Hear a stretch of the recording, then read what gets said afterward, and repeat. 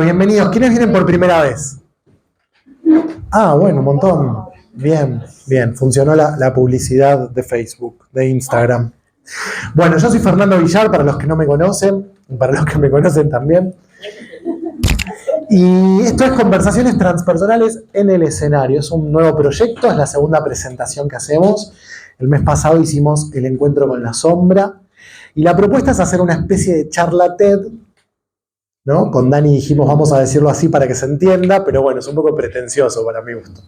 Pero bueno, ¿quién te dice de acá un tiempito no nos mandamos un video a TED y nos eligen para salir en alguna charla? TEDx Río de la Plata o algo de eso. Así que bueno, seguramente muchos han venido a la Noche Mística, que es algo de tarot con humor, espiritualidad con humor. Y acá, si bien, bueno, no voy a poder dejar de hacer algún que otro chiste porque es mi lugar cómodo cuando estoy nervioso, tratamos de hacer algo un poco más serio. Y la propuesta de Conversaciones Transpersonales en el Escenario, porque tenemos otro Conversaciones Transpersonales que es el streaming. Si siguen en redes van a ver que salimos con mi amiga Nimis por streaming haciendo videos. De hecho, esta semana hablamos de la temática de la que vamos a hablar hoy acá. El mes pasado fue sobre el encuentro con la sombra. Hoy está bueno que no se pierdan ningún encuentro porque vamos a tocar temas que vimos en el encuentro anterior. La sombra como aquello que nos habita y que no nos permitimos expresar, si tuviéramos que sintetizarlo en una frase, ¿no? Y nos acecha un poco. Hoy vamos a hablar del amor. Así que yo creo que se llenó por eso, porque cualquier tarotista acá sabe que te preguntan dos cosas, por la plata o por el amor. ¿O no, Matilda? Matilde. No te preguntan, alguna buena te pregunta por los hijos, pero en general te preguntan. Así que vamos a hablar del amor, por eso se debe haber llenado. Así que la propuesta es, ¿por qué me enamoro de los que me enamoro? ¿Por qué los que me gustan no me dan bola? Y lo vamos a abordar desde algunos conceptos de la teoría de Carl Gustav Jung, un psiquiatra suizo, que un poco nos habló de la espiritualidad desde el lenguaje psicológico, psicoanalítico, ¿no? Ya cuando el psicoanálisis iniciaba. Él un poco lo que hizo fue pasar por muchas tradiciones de sabiduría, por algunas tradiciones místicas también, y explicar algunas cuestiones que estaba explicando el psicoanálisis desde un lugar muy particular. Y uno de esos conceptos que trabaja Jung es el de arquetipos. Los arquetipos, para salir un poco del paso, es mucho más profundo, son imágenes psíquicas que todos tenemos, que nos habitan, que están cargadas de energía psíquica y que nos hacen ser de una determinada manera. Él los llamó complejos. Nosotros vamos a decir arquetipos hoy. Y dos de esos arquetipos son el hombre interior y la mujer interior. Ánima y animus. Así que vamos a ir desarrollando eso a lo largo de la noche. Vayan anotando preguntitas, dudas que tengan. Hacia el final nos podemos quedar charlando, haciendo preguntas. Y me gustaría empezar haciendo una distinción que capaz es un poco obvia, pero que está bueno para que podamos entender de qué vamos a hablar, que no es lo mismo estar enamorado que amar. Estar enamorado es un estado. Vieron que a veces decimos, tal persona me encanta, como si fuese un encantamiento, casi como si fuese una mentira, ¿no? Amar es una acción. Uno para amar tiene que hacer un cierto trabajo. Entonces no es lo mismo estar en estado de enamoramiento que amar. En el estado de enamoramiento yo idealizo a la persona, veo un poco lo que quiero ver. ¿Y qué es lo que quiero ver? Y esto es lo interesante de estar enamorado. Y por eso es una experiencia que nos permite ser conscientes de muchas cosas, ¿no? Me enamoro del que me muestra esos aspectos en mí que no sé que están en mí.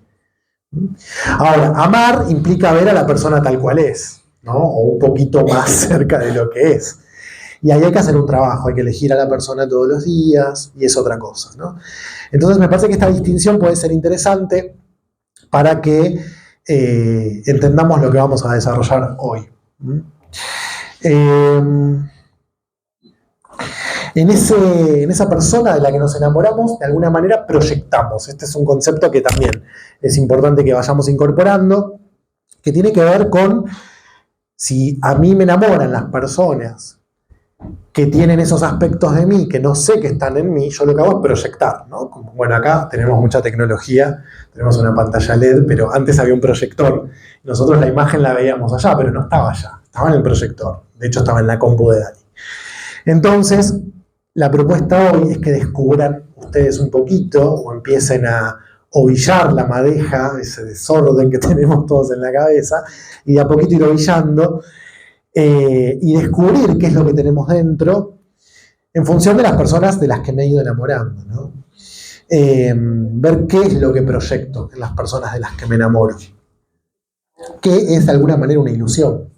Así que estar enamorado es un poco una mentira, pero también es una gran verdad, depende desde donde yo me pare, ¿no? Es una gran verdad porque si yo puedo darme cuenta que me estoy viendo a mí mismo en la persona de la que estoy enamorado, es un gran descubrimiento, ¿no? El enamoramiento, la vida, la muerte son como tres grandes misterios, ¿no? Y los misterios son esas cosas frente a las que nos tenemos que parar y rendirnos y decir, bueno, esto no lo puedo explicar, aunque algunas cosas podemos decir y por eso estamos hoy acá. La propuesta va a ser que se vayan conociendo un poquito más esos aspectos que proyectan, cómo es ese hombre interior que Jung nos propone, cómo es esa mujer interior que Jung nos propone que tenemos. Y si tienen suerte, quizás a partir de este encuentro encontrar el amor o sacarse de encima el que tienen ahora, porque a veces sostenemos cosas que no deberíamos, ¿no? Bueno, les voy a leer un poema. La idea es irme echando un poquito con algo artístico. Y acá vamos con una imagen nueva, Dani, y si tenés la música, si no, no hay problema.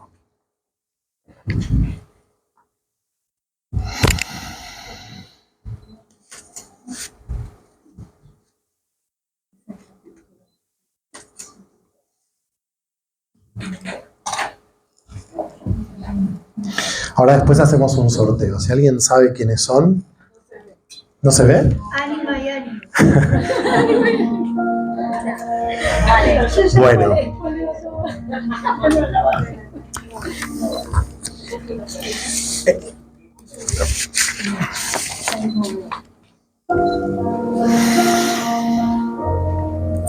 En la tiniebla, anterior a los mitos, cuando el alma aún no había elegido un rostro, soñé con una mujer que practicaba ritos y sus ojos reflejaban a misteriosos otros. No soy tu amada, dijo con calma, soy lo que en vos busca el amor. Y pude sentir su clamor, aunque me hablaba con pausa. No era carne ni sombra, sino el reflejo más hondo de lo que se halla en el fondo, pero que aún no se nombra. En otro sueño, el mismo acaso, vi a un hombre de andar antiguo que hablaba de un modo ambiguo sobre un incierto caso. Sus gestos eran de acero, su voz la arquitectura de la ley. Me dijo, no soy tu juez, soy lo que en vos es secreto. Ambos me han habitado sin tiempo, presentes pero inmateriales. Ella, el puente hacia lo inefable, él, de lo nombrado el cimiento. Y en la vigilia pude entender que todo amor y todo odio no es más que un diálogo, un incordio entre este hombre y esta mujer.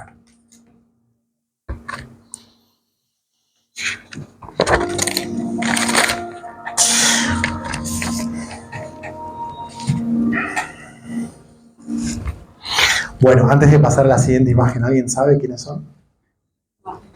¿No? Se gana un trago. ¿No? Arriesguen, a ver. Ni siquiera mis alumnos no me prestan atención en clase. Porque, bueno, perdón. Sí, tanto da por la imagen ahí. Uy, me voy a tener que... El que planificó la puesta en escena, ahí se ve. Bueno, es de la Divina Comedia. Son Dante y Beatrice. Vamos a ir viendo en muchas tradiciones de sabiduría, en muchas expresiones artísticas, creativas, la literatura, el arte, las pinturas, etc. Esto está plasmado, esta idea de que nos habita una energía femenina y masculina, aunque el autor no lo supiera, lo plasma, porque no podemos hablar de otras cosas. Y antes de que haya alguien acá, defensor de la cuestión de género y qué sé yo, vamos a ver qué quiero decir cuando digo femenino y masculino. Pero bueno, Dante la pierde a Beatrice y desciende al infierno para ir a buscarla. Él va a buscar a su ánima. Entonces vemos esta ilustración de este hombre y esta mujer, de la que este poema nos cuenta cómo en los sueños se han presentado un hombre y una mujer que ha expresado distintas cosas. Bueno, si querés, Dani, la siguiente imagen.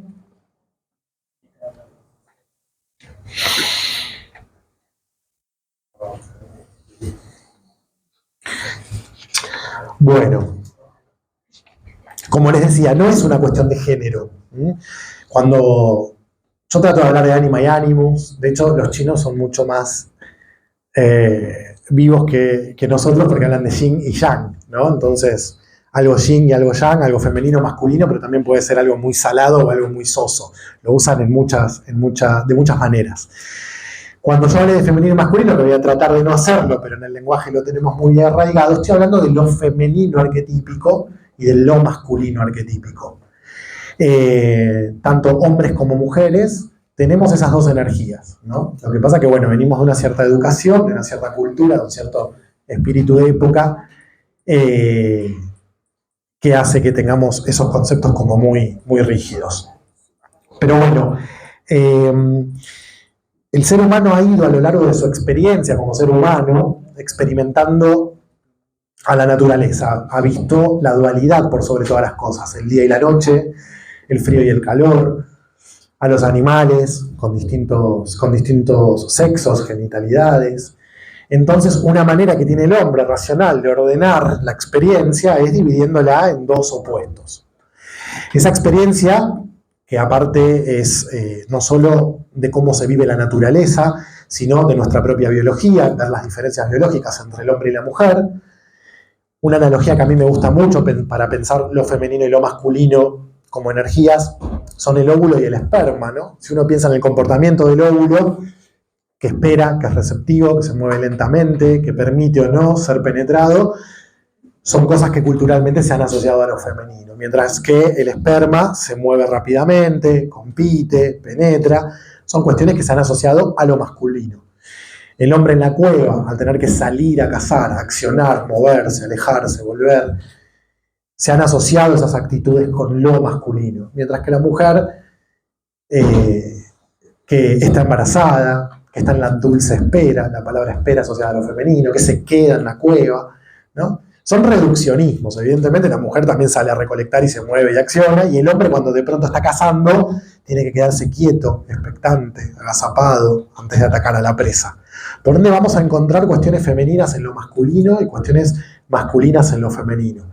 Entonces, yo voy a tratar de hablar del ánima y el animus, el ánima como lo femenino, el animus como lo masculino, pero a veces se me va a escapar seguramente que haya femenino y masculino. Entiéndase que hablo de lo arquetípico, no de cuestiones de género. De hecho, un poco la conclusión a la que vamos a llegar hoy es que no existe ni lo femenino ni lo masculino. Lo que puede ser masculino en un sistema comparado con algo, puede ser femenino en otro sistema comparado con otra cosa, ¿no? Bien, en ese sentido, fíjense, Marie-Louise von Franz, que es también otra psiquiatra que fue colaboradora de Jung, arma una pequeña lista y dice, hace los pares de opuestos, ¿no? En nosotros como femenino y masculino. Se los leo, es una lista cortita. Primero voy a nombrar lo masculino y en segundo término lo femenino. Emociones para lo masculino, sentimientos para lo femenino. Racionalidad para lo masculino y racionalidad para lo femenino. Pensamiento, fantasía. Consciente, inconsciente. Protección física, protección emocional. Atención por la cultura, atención por la naturaleza. Lo masculino tiene certezas, lo femenino tiene sospechas. Lo masculino conecta con la generalidad, lo femenino con la particularidad. Y lo masculino es lo que nos permite aislarnos y lo femenino lo que nos permite conectarnos. Esto se puede discutir seguramente, esta es una temática que puede ser polémica, pero todo tiene una línea de matices. Ponemos opuestos y en el medio tenemos la gama de los grises. Lo que Jung va a proponer, y esto es lo interesante, es que estas actitudes, estas experiencias, otra cosa que no dije, el lenguaje también modela nuestra experiencia de lo femenino y lo masculino. No todos los idiomas tienen para las mismas palabras los mismos géneros. Por ejemplo, la palabra puente en español es masculina, el puente, y hay una investigación que demuestra que cuando se le pide calificar, describir a un puente a las personas de habla en español, dicen que es fuerte, que es rígido, que es resistente. Y en las lenguas donde puente es femenino, suelen describir al puente como estilizado, elegante. Es decir, fíjense, otra que a mí me maravilla, en la palabra agua. Nosotros decimos el agua, ¿no? Pero cuando la tenemos que adjetivar, usamos un adjetivo en femenino, ¿no? El agua fría, no decimos el agua frío, ni la agua fría, ¿no? Ahí hay como una ambigüedad, siempre me parece una palabra hermosa. El sol y la luna, que para nosotros está claro, en alemán es la sol y el luna. Entonces, el lenguaje, la cultura en la que estoy inmerso, va modelando la manera, o va configurando la manera en que la energía masculina y femenina se expresa en nosotros.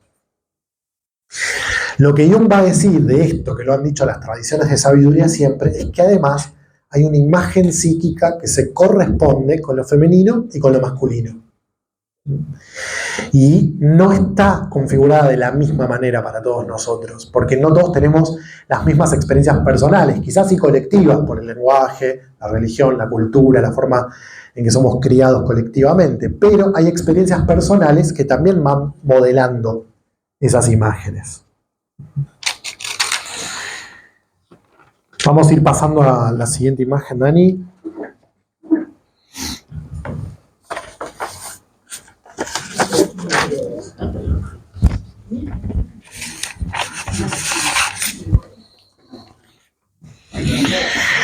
Bueno, este cuadro me gusta de Magritte porque siempre lo elijo para cuando estoy hablando de sueños. Me corro ahí para los que no pueden ver. En los sueños hay imágenes, ¿no? Y las imágenes no representan lo que aparentemente representan. Hay como que buscarle una vuelta, ¿no? Uno podría fantasear mil cosas sobre cómo es el rostro de esta persona que está detrás de la manzana. Y probablemente no sea una manzana. ¿Qué puede estar representando esta manzana? Bueno, Jung va a trabajar mucho. Siempre que desarrolla distintos temas de su teoría, va a ejemplificar con los sueños. Y en los sueños aparece la manera en que están configuradas estas energías para nosotros. No siempre es tan literal como decir cada vez que sueño con un hombre es mi animus, ni cada vez que sueño con mi ánima, con una mujer es mi ánima. Pero en los sueños aparece, y eso sería interesante si uno le va prestando atención a los sueños, y la idea es que en alguno de estos encuentros que vamos a hacer acá mensuales hablemos de sueños, ir empezando a entender los códigos personales de nuestros sueños y cómo aparecen el ánima y el ánimos ahí, ¿no? A ver la que sigue, Dani.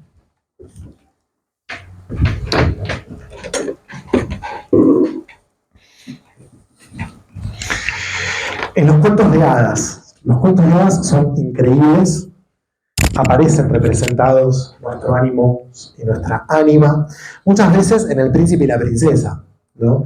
Que también hay mucha controversia con eso, esto del beso no consentido que le da el príncipe a la bella durmiente.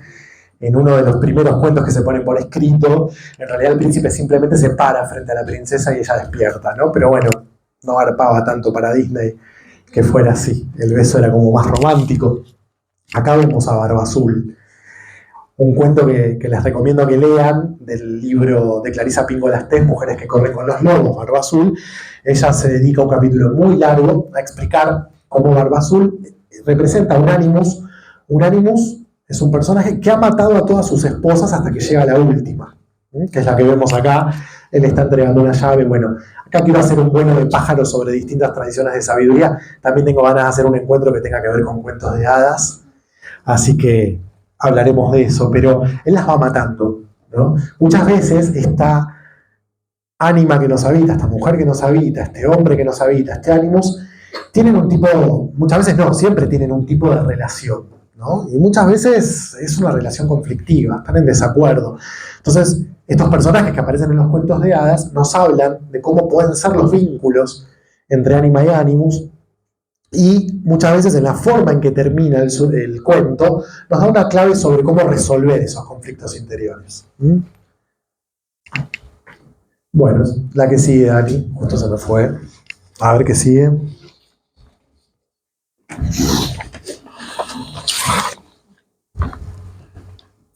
Los mitos. Este es un cuadro hermoso, esta es la pitonisa de Delfos. En los mitos, cuando vemos dioses griegos, diosas griegas, evidentemente también nos están hablando de energías femeninas, energías masculinas, pero traje lo de la pitonisa porque es interesante. En el oráculo de Delfos se iba a pedir un mensaje de la divinidad, así como hoy capaz vamos a hacernos registros akáshicos o nos dan mensajes por distintos canales. Bueno, en aquella época se iba al oráculo de Delfos. Y ahí encontraban a la pitonisa, una mujer. Una mujer que era la que se podía comunicar, se dice que porque aspiraba unos gases alucinógenos que se ven en esta pintura, y hablaban lenguas. Lo interesante es que quien conecta con la divinidad en los mitos es la mujer, es decir, nuestro aspecto femenino. ¿Quién interpreta lo que la pitonisa hablaba en lenguas? El sacerdote. Y el sacerdote es lo masculino, es nuestra parte racional, es la que traduce, es quien traduce lo que se habla en lenguas. Se escribía en una tablilla, igual se daban siempre mensajes muy ambiguos, ¿no? Una pequeña anécdota, para los que no me conocen, mis orígenes son como historiador, ¿no? Así que van un pequeño chisme de la historia.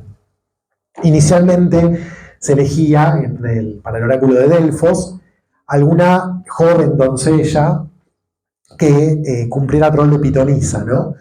Pero parecía que los hombres cuando iban a la consulta abusaban de estas chicas jóvenes. A partir de ahí se empiezan a elegir a mujeres de mayor edad, no tan agraciadas, para que no sucediera esto. Y bueno, siempre me pareció gracioso ese chisme. Lo siguiente es la alquimia. Bueno, no. Teníamos acá, dentro de los mitos, a las sirenas. Las sirenas originales eran mitad pájaro, ¿no?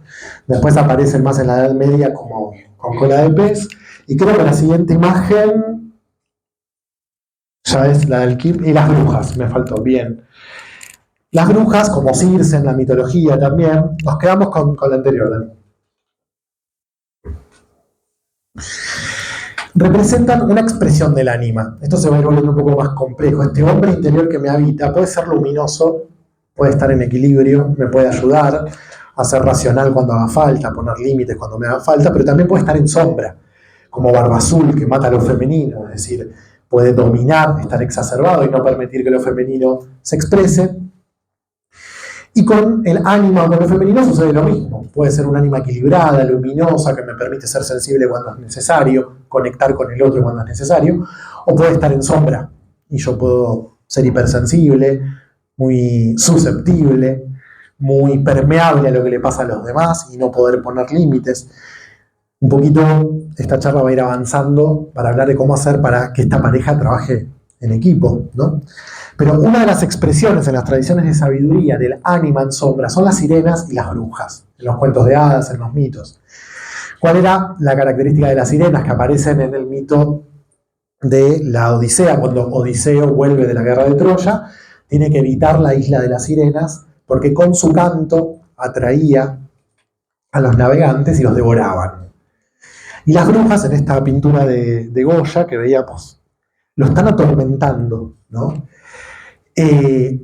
Cuando el ánima está en sombra, cuando el ánima es un ánima oscura, cuando lo femenino en nosotros es oscuro, como tiene que ver con el amor, con lo que nos conecta con los demás y con nosotros mismos, y en esto se van a identificar todos, es esa vocecita que cada tanto, por no decir siempre, nos agarra y nos dice: vos no servís, vos no podés, ¿quién te crees que sos?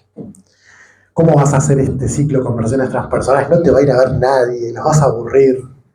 Bueno, todos tenemos esa voz, que tiene que ver con el amor propio. Según esta teoría, lo expresamos, la manera que esta teoría tiene de explicarlo es que esa energía, que es lo femenino, está en sombra. Entonces, en los sueños, en los cuentos de hadas, en los mitos, aparecen. Siempre lo más interesante me parece, uno puede trabajar con un cuento de hadas, con un mito, a ver si se identifica, pero sobre todo en los sueños, la manera en que estos personajes aparecen en los sueños. Otra tradición de sabiduría es la alquimia, la imagen que sigue, que bueno, surge fines de la Edad Antigua, durante toda la Edad Media, Renacimiento, Edad Contemporánea, y la alquimia era una manera que tenían los alquimistas de reproducir el orden del universo en el laboratorio. Es decir, si algo creó el universo, yo podría crear el universo en mi laboratorio, ¿no? Lo estoy explicando muy rápido porque la idea acá es pasar por las tradiciones. Pero se van a encontrar muchas ilustraciones donde se ven hombres y mujeres que primero están separados, en la siguiente imagen se acercan, hasta que finalmente se fusionan. Alcanzar la piedra filosofal, alcanzar el anima mundis, la eternidad, convertir el plomo en oro, todo eso que nos suena, ¿no? de la alquimia y de Harry Potter, tiene que ver con poder en nosotros generar esa alquimia. La alquimia de que haya una conexión entre ánima y ánimos. Y algo de eso se da en la pareja. Por eso hoy vamos a hablar, estamos dando los elementos que necesitamos para poder explicar el amor, el enamoramiento, como la posibilidad de unir lo femenino y masculino en nosotros, ¿no? La siguiente es, lo vamos a ver, bueno, el Tao, del que ya les hablé, el Yin Yang. Los chinos tienen esta imagen para representar la dualidad. En general se suele decir lo positivo y lo negativo, lo femenino y lo masculino, pero en la lengua china, que es fascinante, se usa para un montón de cosas, como les dije, ¿no? Por ejemplo, un chino va a decir, si la sopa está sosa, va a decir que la sopa está yin, ¿no? Está ánima, está femenina, está flojita, está suave. Mientras que si está muy salado, muy fuerte o muy caliente, va a decir está yang. Se utiliza en ese idioma, y esto es lo que representa este símbolo. Y el que sigue es Rumi. Él es un poeta sufí del siglo XIII, del 1200, y les voy a leer muy, muy cortito. Yo siempre digo que Rumi parece José Naroski, ¿no? Uno lo lee a Rumi y parece una tontería lo que está diciendo, pero si uno tiene las claves para descifrar a Rumi, es súper profundo. Y dice, solo alcanza la inmortalidad aquel que domina el amor de la mujer. Alguno quizás cada 100 años. Y hay una fuerza que inevitablemente nos lleva a que esto suceda. Dios ha creado un deseo entre el hombre y la mujer. Como resultado de su unión, la vida en el mundo continúa. Los seres humanos, hombre o mujer, se completan después del matrimonio. Solos, la mujer es una mitad y el hombre otra. El hombre se completa a sí mismo con la mujer se completa a sí misma con el hombre. Y ahora que sabemos un poco que tenemos una energía femenina, una energía masculina, que son el ánima, el animus, entendemos un poco mejor, y no es simplemente otro musulmán, ¿no? Monógamo, o bueno, no siempre fueron monógamos, que no puedes estar con alguien si no estás casado, etc. Sino que está hablando de ese hombre que te habita. De hecho, en alquimia se habla de las bodas alquímicas. Muchas veces en los mitos, en los cuentos de hadas, cuando se habla de matrimonio, de bodas, se habla de esta alquimia, de esta unión entre lo femenino y lo masculino en nosotros, que nos permite, sobre todo, completarnos, ¿no? Mientras están disociados, separados, algún psicólogo hablará de neurosis, ¿no? Tenemos ahí un conflicto del que vamos a hablar ahora a continuación. Vamos a hablar ahora un poco de cómo se configuran estas imágenes. Ya sabemos que la cultura, el lenguaje, las experiencias personales, el espíritu de la época patriarcal. Bueno, acá tenemos a Adán y Eva, ¿no? Se ve que no paraba de hablarle y ya no le daba más la cabeza a Adán. Bueno, si decimos que el ánima es esa vocecita que nos vuelve locos, dijo, ¿cómo que agarraste la manzana? Bueno, pero para la cultura judeocristiana, ¿no? Adán y Eva son como la gran expresión de lo femenino y masculino, que mientras estuvieron en el paraíso vivían en armonía, es decir, ánima y ánimos en armonía. Después sucede algo, el conocimiento, morder la fruta del conocimiento, que tiene que ver con la dualidad, porque la mente entiende dividiendo, ¿no? Si uno quisiera interpretar desde esta psicología este mito, sería una posible interpretación, porque eso es lo bello de los símbolos, tienen múltiples interpretaciones, ¿no? No es que lo que yo les esté diciendo es la única verdad. Yo les estoy hablando de una teoría, que es la teoría de Jung, es una forma de abordar esto, y es interesante pensarlo, sentirlo, experimentarlo desde acá, pero no es la verdad, ninguna teoría en realidad es la verdad. Bueno, ahora sí, la siguiente imagen, me había olvidado de Dani y Eva. Bueno, papá y mamá, que esto también es para todo otro encuentro. Papá y mamá son muy importantes a la hora de ir configurando ánima y ánimos. Y en realidad es lo paterno y lo materno. Son las figuras que nos han paternado y maternado a lo largo de la vida. A veces son literalmente papá y mamá biológicos, abuelos, tíos, pero también a veces instituciones. El Animus tiene que ver con el padre y, por ejemplo, Casa Jinete, que nos recibe acá, tiene estas paredes, tiene este lugar, esta estructura que nos contiene, nos protege, nos cuida físicamente, es lo masculino. Es el Animus, es el padre, es la cáscara del huevo. Y lo que está dentro de nosotros hoy acá, con todo el cariño que nos une, a los que conozco desde hace mucho, y bueno, a los que estoy conociendo hoy, son lo femenino, ¿no? Es decir, este espacio, este vacío que generan estas paredes, que son lo masculino, son el lugar donde se puede desarrollar lo femenino. El ánima, lo que nos une, lo cálido, que es lo que está dentro del huevo. Y no pueden existir por separado. Nosotros los separamos porque así funciona la mente, pero los necesitamos. Y es importante que la rigidez de lo que nos contiene sea lo suficientemente flexible como para poder crecer. El huevito se tiene que romper para que el pollito nazca, ¿no? Y si no pudiéramos salir de Casa Jinete, estaríamos secuestrados. Entonces, todo es relativo, ¿no? Y si solo nos quedáramos en esta gestación y solo fuéramos lo femenino, también. Bueno, ustedes pueden, si quieren hoy, irse un poquito, empezando a ovillar la madeja, pensar cómo han sido las figuras paternas y maternas en nuestra vida. Acá lo que vemos es a Cronos o Saturno devorándose a sus hijos, ¿no? Este sería la versión arquetípica del padre terrible, el padre que devora, un padre que no deja crecer a los hijos. Es esa cáscara del huevo que no se puede romper, ¿no? Entonces va a tener actitudes donde va a haber una lucha de poder, donde va a invalidar al hijo, donde no se va a correr para que el hijo pueda crecer. Después está la versión amorosa del padre, claramente, que eventualmente se convierte en un instrumento amoroso del que el hijo se puede servir de alguna manera para crecer. Tampoco se trata de negar al padre. Y creo que la que viene es Deméter, que es la diosa de la agricultura para los griegos. Acá la vemos cuando finalmente recupera a su hija Perséfone, que Perséfone fue raptada, bueno, por su tío, por el hermano de Deméter, se la lleva al inframundo. Hades era el dios del inframundo. El tercero ahí es Hermes, es el que la guía para que salga. Pero es muy interesante este mito porque hasta que Perséfone es raptada es la hija de la madre, no tiene identidad, no sabe quién es. Es un exceso total de ánima. Decime a dónde voy, decime quién soy, decime qué estudio, qué hago. No voy a mirar fijo a nadie que conozco con esas características. Y a su vez se retroalimenta con Deméter, porque Deméter es madre y no es otra cosa. No es amante, no es académica, no es mujer trabajadora, es madre, ¿no? En el mito ella hace que las estaciones se detengan. Entonces empieza a hacer frío, no hay cosechas, los hombres mueren. Hasta que no me devuelvan a mi hija, no van a empezar a correr las estaciones. Testaruda, ¿no? Obstinada. Hay un libro muy lindo, se llama Las diosas de cada mujer, y cuando trabaja este capítulo, Shinji Nobunaga, la autora, pone como ejemplo a las madres de Plaza de Mayo, ¿no? Que me emocionó porque es un libro, digamos, ella es de Estados Unidos. No sé si es de China y Estados Unidos o Corea y Estados Unidos, o sea, que tiene padres orientales, la autora, y las nombra a las madres de Plaza de Mayo, que a pesar de todo lo que les podía pasar, estaban en la plaza reclamando por los hijos. Es decir, yo creo que los hombres nunca vamos a estar ni cerca de lo que se puede sentir, ¿no? Lo que una madre puede sentir por un hijo.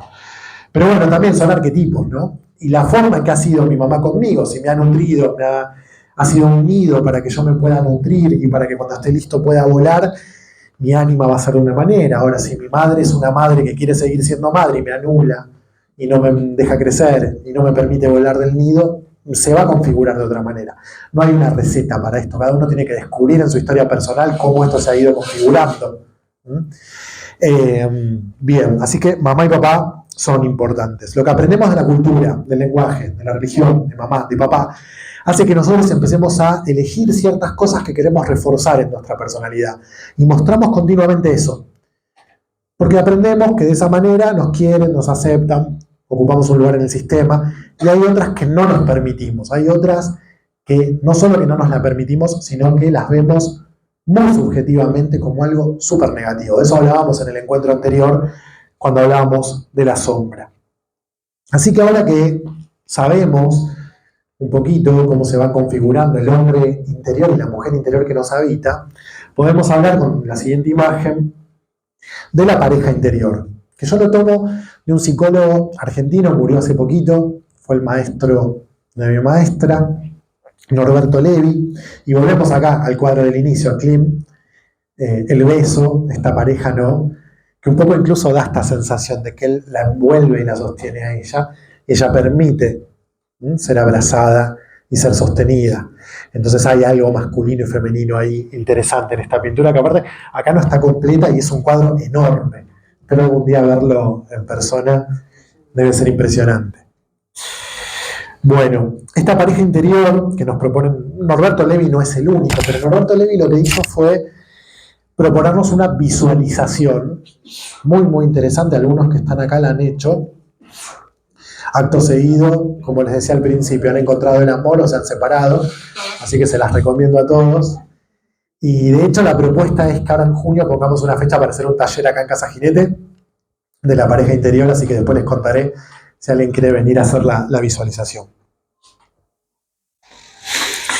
Bueno, esta pareja interior es un poco la dinámica que tienen ese hombre interior y esa mujer interior, que de a poquito nosotros vamos descubriendo, vamos ovillando, prestándole atención a los sueños, viendo por qué determinado cuento, determinado mito me impacta, me llama la atención, me da curiosidad, me fascina.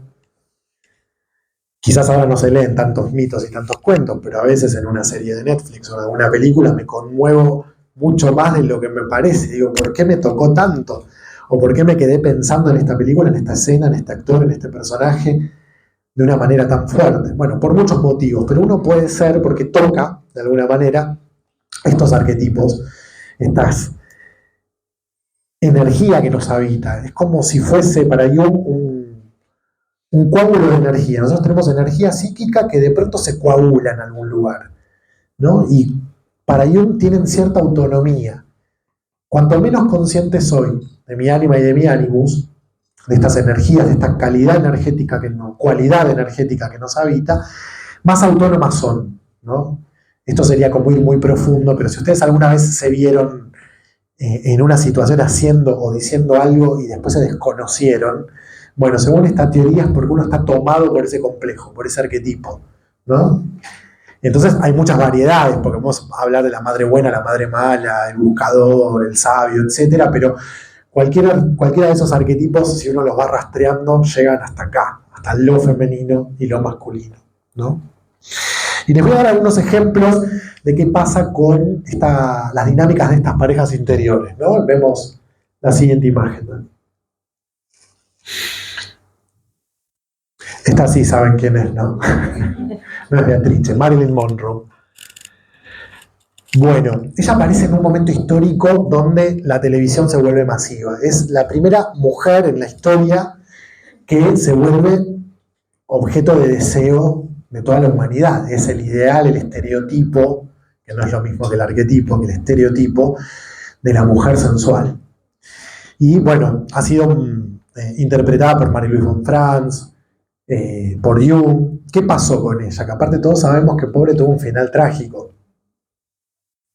Ella fue depositaria de las proyecciones colectivas por la televisión del ánima en aquel entonces, estamos hablando de década del 60, ¿no? Fines de los 50, principios de los 60, de todos los hombres, en una época donde el hombre, era recio, no podía llorar, ¿no? Estamos hablando de los 60, no podía tener a UPA al hijo ni mostrarse muy... Entonces, podemos empezar a pensar cómo estaba el ánima de un hombre que refuerza una personalidad tan masculina, tan racional, tan recia. Bueno, no está expresada. Y cuanto menos está expresado en mí, en mis actitudes, la energía, cualquiera de estas dos energías, va a ser proyectada en la persona de la que me enamoro, la persona que me atrae. Nadie es capaz, dice Jung, de soportar una proyección colectiva. Pasa también con algunas figuras muy santas, la Madre Teresa, Gandhi, ¿no? Que para poder sostener esa máscara, digamos, esa personalidad, donde todo el mundo dice que bueno que ese es un santo, etcétera, tienen que meter en sombra aspectos muy oscuros. No pueden permitirse lugares muy oscuros que como todo ser humano los tenemos. Es un poco de lo que hablamos en la charla anterior. Entonces, todos los hombres habían proyectado en ella esto. Y ella, identificada en Hollywood, con la televisión, con las películas, sostenía hasta el cansancio, hasta el hartazgo, hasta la muerte, esa figura. Que no le permitió mostrar su sensibilidad, porque era sensual, mostrar su inteligencia. Dicen que tenía un coeficiente intelectual muy alto. Solo la deseaban por ella. Y cuando uno juega el juego de la proyección que el otro hace en mí, se pierde a sí mismo y está destinado a una vida muy infeliz. Y esto lo hacemos nosotros cuando hemos aprendido que siendo de cierta manera enamoramos a las personas. Y a veces, acá estamos centrándonos en la pareja, pero todo el tiempo estamos seduciendo. Estoy seduciendo si quiero que me hagan un descuento cuando voy a comprar, estoy seduciendo si quiero que el mozo me atienda bien, estoy seduciendo, la seducción es algo del ser humano, ¿no? Pero en el amor, y ahí vamos llegando a esto, esto se pone en juego y se ve muy claramente. Entonces, si yo juego ese rol, voy a ser muy infeliz. Pongamos el ejemplo al revés del hombre que les decía, ¿no? Un hombre recio, un hombre proveedor, que es un poco la figura de la que venimos. El hombre provee, la mujer se queda en la casa. Hoy estamos deconstruyendo, se está dando vuelta todo, es todo, hasta diría muy confuso, y tiene sentido porque se está redefiniendo. También está sosteniendo lo que proyectan en él. Entonces, de pronto, un hombre que quiere llorar no va a llorar, que quiere pedir ayuda no va a pedir ayuda, que de pronto se queda sin trabajo. Hay muchas películas donde el marido se queda sin trabajo y sigue levantándose, no se me ocurre ahora alguna, pero he visto varias, se sigue levantando todas las mañanas y se va a trabajar, ¿no? Porque no le va a decir jamás a la esposa que se quedó sin trabajo. Está reforzando su máscara, no está permitiendo conectar con su ánimo, su opuesto. Y esto en el enamoramiento se ve un montón. Ustedes pueden también, aparte de ir pensando, ¿no? Con qué personajes me identifico en una serie, en una película, en un mito, cómo han sido papá, mamá, que a veces es al revés, esto no lo dije, a veces papá me muestra lo femenino y mamá lo masculino. Insisto, esto no es una cuestión de género. E ir pensando en las máscaras que han sostenido para enamorar, ¿no? Que también son arquetípicas, ¿no? Yo soy venusina y me muestro sensual y no soy capaz de salir de casa. Si me salió un granito, suspendo todas las salidas, ¿no? O siento que enamoro si me muestro intelectual, inteligente, conocedor, etcétera, ¿no? Todos tenemos distintas formas de seducir. Y eso tiene mucho que ver con esta pareja interior que nos habita.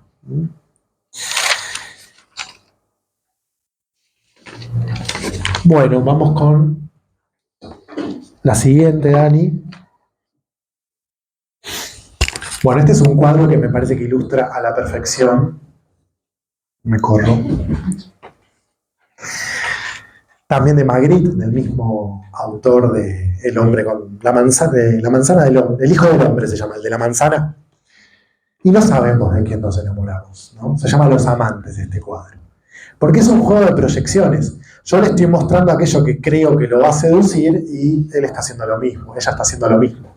Por eso no es lo mismo el enamoramiento que el amor. Acá, en algún momento, el velo se corre y elegiré si quiero seguir besando o no a esa persona. Entonces, elegiré si la quiero amar o no.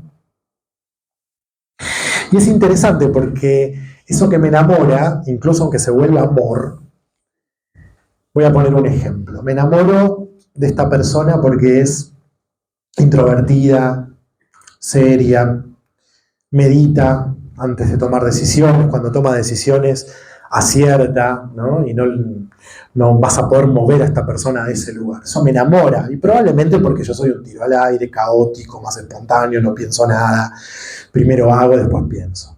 Y ahí se da el amor, esta persona que a su vez es introvertida, que es más reflexiva, le encanta la diversión que le proporciona a la otra persona, se complementa.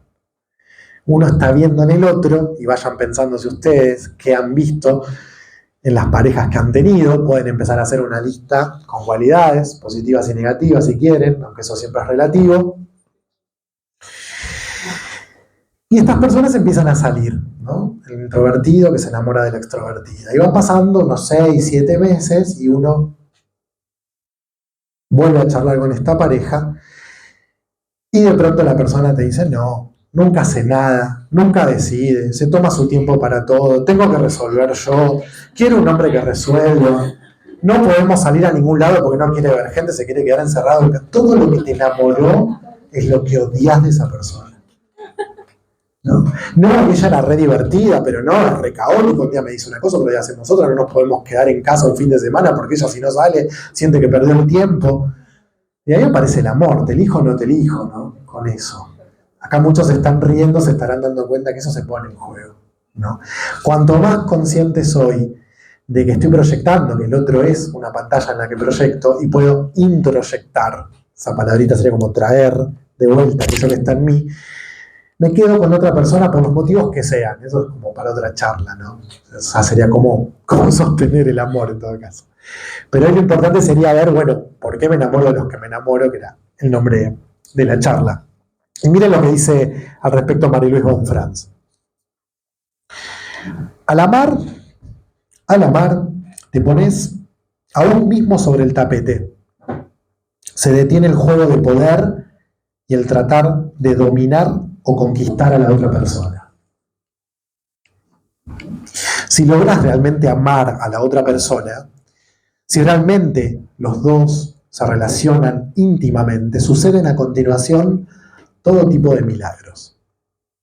Pero al principio solo estás enamorado y está todo muy lindo, hasta que comienza un estado general de ceguera posesiva, de ilusiones o falsas expectativas, de decepciones, de resentimientos. Tenés que trabajar todo esto desde el principio, así es como te vas volviendo más consciente. Yo no digo que esto sea agradable, por eso, si no amás a la otra persona, huirás después de un tiempo. Así que también algo que pueden hacer es empezar a sacarse la culpa de por qué las hostearon y los hostearon, ¿no? El otro, si no te elige, no te llama, no te busca porque tiene sus propios rollos, sus propias proyecciones, sus propias cosas en sombra, salvo que seas medio psicópata, medio beberreno y lo estés esperando en la esquina de casa, ¿no? Bueno, tóxica se dice ahora. No sé si la imagen que viene ahora va a entrar entera, ahora que lo estoy pensando. Ah, sí. Bueno, este meme lo conocen, ¿no?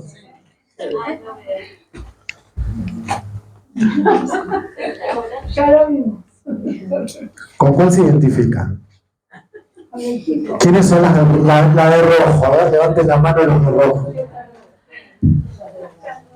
Acá con el tipo. Bueno, piensen en dónde están colocados con esto, ¿no? Y es interesante porque esta teoría nos ayuda a reflexionar sobre por qué hay infidelidad, ¿no? Porque también podríamos filosofar sobre qué es ser infiel, ¿no? Pero si el amor es un juego de proyecciones, el enamoramiento es un juego de proyecciones, y yo me enamoro de ciertas personas que me muestran ciertos aspectos míos que no sé que tengo, cuando una relación avanza y la sostengo y de pronto me encuentro con que he proyectado en un tercero, en una tercera, algo, que esto sucede, después yo puedo darle acción a la proyección o no, digamos. Pero hay gente que no lo reconoce, pero todos nos vamos a sentir atraídos por otras personas, van a parecer bellas, lindas, ¿no? Después otra historia es actuar ese deseo, ¿no? Pero entonces, si me sigue pasando eso y yo cedo al deseo, lo que propone Marie-Louise von Franz es que es una experiencia que nos permite chequear, anoten, Los que son infieles tienen un argumento. Es una experiencia que nos permite chequear qué tan madura es nuestra personalidad, qué tan en armonía estamos entre lo más esencial de nosotros y la personalidad, ¿no? Porque si yo soy consciente de que estoy proyectando, no tengo necesidad de accionar eso que estoy haciendo. Me va a seguir pasando, podré fantasear y habrá un montón de alternativas, digamos, pero no accionarlo y en todo caso ser honesto con tu pareja y decirle, me está pasando esto, ¿no? Tiene que ver con una cuestión de madurez y es en todo caso una oportunidad para ver qué tan maduro estoy en este sentido, ¿no? Pero no porque, quiero hacer hincapié en esto, no porque lo siento o no lo sienta, porque me va a pasar. El tema es cómo acciono, ¿no? Si soy tramposo o si voy de frente o si, no sé, lo hablo en terapia. Bueno, para ir acercándonos al final, me parece que hoy sí van a querer participar al final de la charla. Bueno, con la siguiente imagen, una musiquita les leo antes de ir al cierre. Otro poema.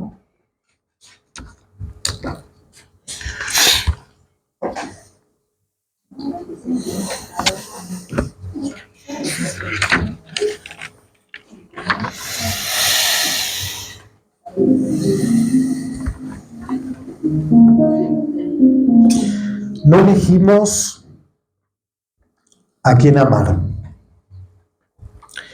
El amor sucede o no se da. Antes del rostro amado, hubo en mí una mujer sin nombre, que tejía con hilos color cobre la forma de lo deseado. Lograba en mis sueños ser escuchada y susurraba en secreto, describía el rostro completo mucho antes de que llegara mi amada. Y en la otra, yo buscaba ese reflejo inacible, y en cada otra, esa geografía de lo femenino que en mí parecía imposible. También he sido elegido. Otra alma guardaba con reproche el fuego que alumbrara su noche. Lo encontró en el hombre, en mi interior erguido. Llega fatal el encuentro, etéreo. No son dos, es un cuarteto. Dos presencias con doble secreto. Cuatro sombras, un misterio. Toda pareja puede ser una alquimia, un intento de reconciliación que exalta, amamos lo que nos falta y que por eso nos da armonía. El amor es una paradoja, mucho más que la estima, nos refleja y lastima, nos completa y destroza. No elegimos a quién amar, el amor sucede o no se da.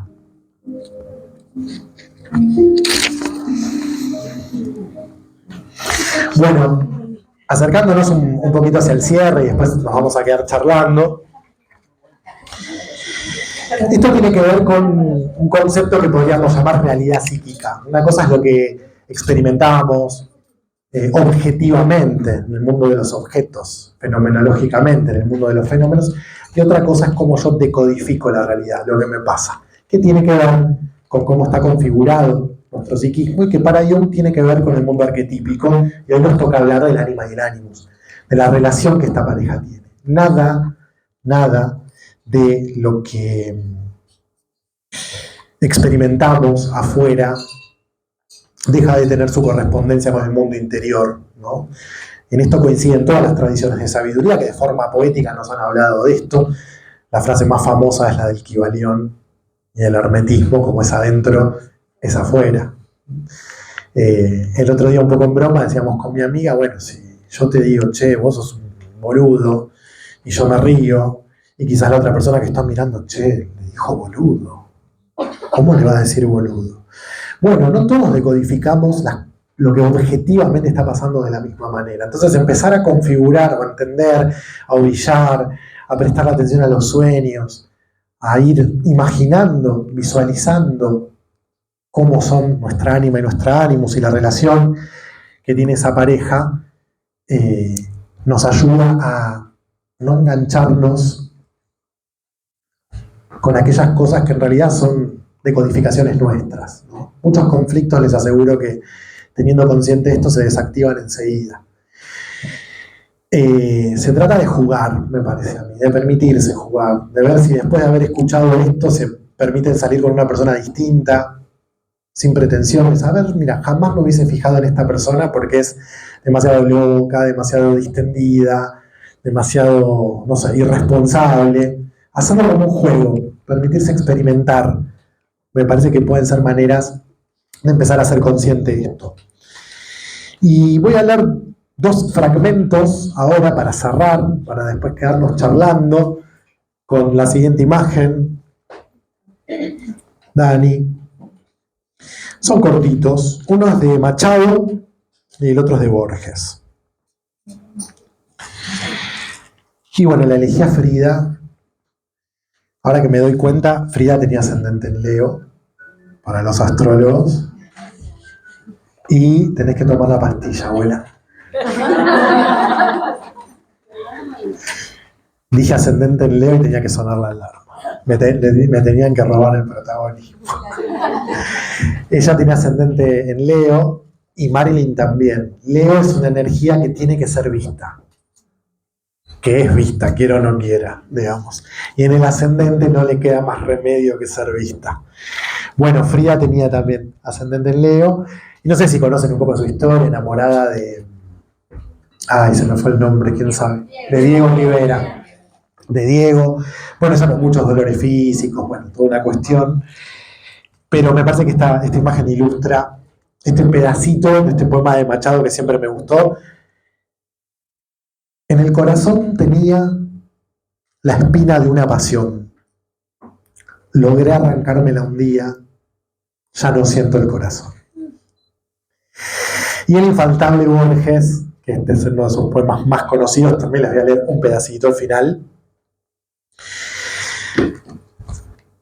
Es, ya lo sé, el amor, la ansiedad y el alivio de oír tu voz, la espera y la memoria, el horror de vivir en lo sucesivo. Es el amor con sus mitologías, con sus pequeñas magias inútiles. Hay una esquina por la que no me atrevo a pasar. Ya los ejércitos me cercan las hordas. Esta habitación es irreal. Ella no la ha visto. El nombre de una mujer me delata. Me duele una mujer en todo el cuerpo. A Machado deja de sentir el corazón porque no quiere sentir dolor. A Borges le duele una mujer en todo el cuerpo. Y yo creo que amar es poner el corazón sobre la mesa, sabiendo que me van a lastimar. Pero paradójicamente ese es el dolor que me hace sentir que estoy vivo. Gracias.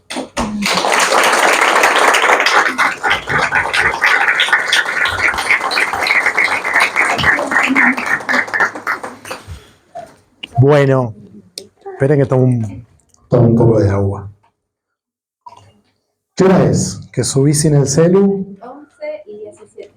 1 hora, bien. Mi sol en casa 6. Está contento.